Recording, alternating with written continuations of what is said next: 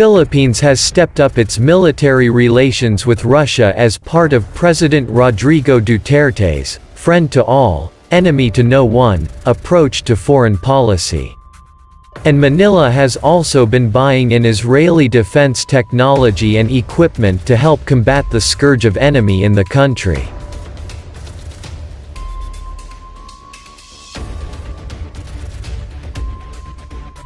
Defense spokesman Arsenio Andalong told on Friday that recent moves to strengthen international defense and security cooperation with non-traditional allies did not mean that the Philippines would be dumping its main long-term partner, the U.S.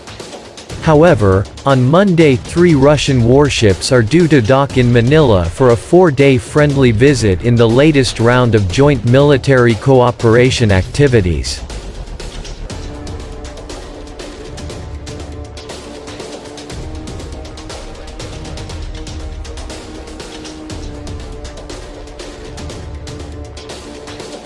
Moscow is keen to help with the armed forces of the Philippines' defense modernization program, and only last week Russian ambassador to the Philippines, Igor Kovayev, warned against existing allies imposing sanctions on Manila for any future arms agreements it might reach with Russia. Andalong stressed his country would not be turning its back on "Big Brother, America," but said, "Before, we didn't even dream of talking to the Russians.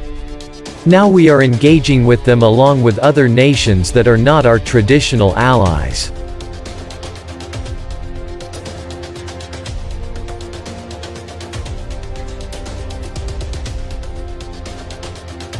We realized that Russia is a major strategic player in geopolitics.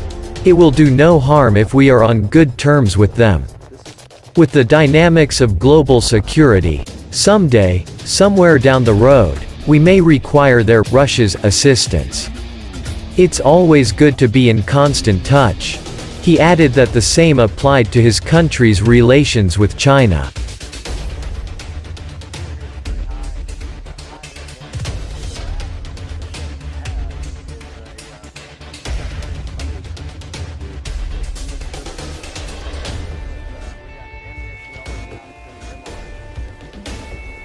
Noting that the Philippines already had long-standing ties with Israel, Andalong said that, for the first time, we are already actively acquiring technology and equipment from them, the Israelis, and learning best practices when it comes to countering enemy.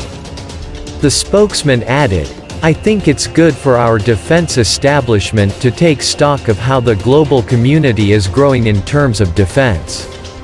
By opening our doors, we are able to develop a better understanding of our friends overseas."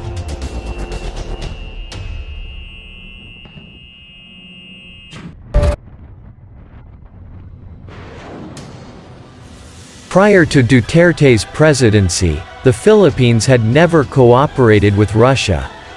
The most we ever did was exchange personnel. Now we are sending, or we have sent, troops to participate in certain events in Russia, and we are already engaging with their Ministry of Defense on a regular basis.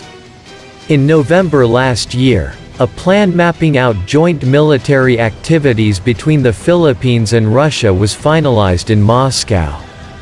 It includes high-level exchanges, port visits of Navy vessels, conferences, staff and security consultations, reciprocal visits of delegations and observers for military training exercises, and education and training.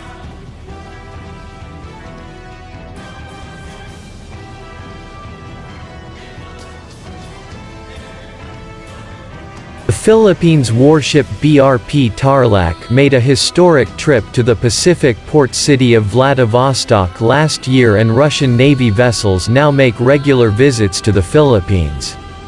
The latest will be on Monday when 3 Russian warships are scheduled to arrive in Manila for a 4-day friendly visit. Their visit coincides with the annual U.S.-Philippines Balikatan military exercises taking place in various parts of Luzon Island. Admittedly, it raises eyebrows on both sides, said Andalong. However, it's consistent with the president's friends to all and enemy to no one policy.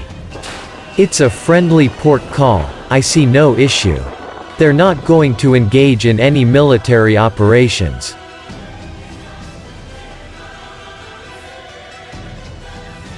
Russia has expressed interest in participating in the Philippine military's modernization program, which includes a helicopter project and planned submarine acquisition.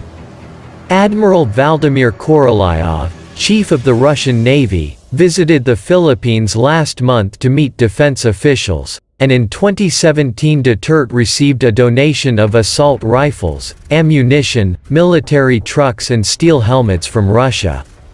Last week Ambassador Kovayev said Russia attached great importance to its relations with the Philippines in the field of security and defense as both countries faced common enemies.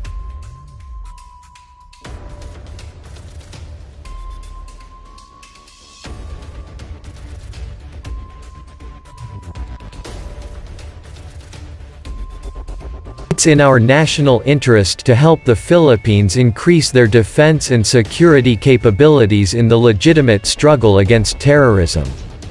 We are ready to share our experience. We fully support your struggle against drug trafficking, piracy at sea, and so many other evils, on promoting military relations between Moscow and Manila. Kovayev said all options were open, including the supply of sophisticated arms and equipment, and the transfer of technologies to help the Philippines develop its defense industry.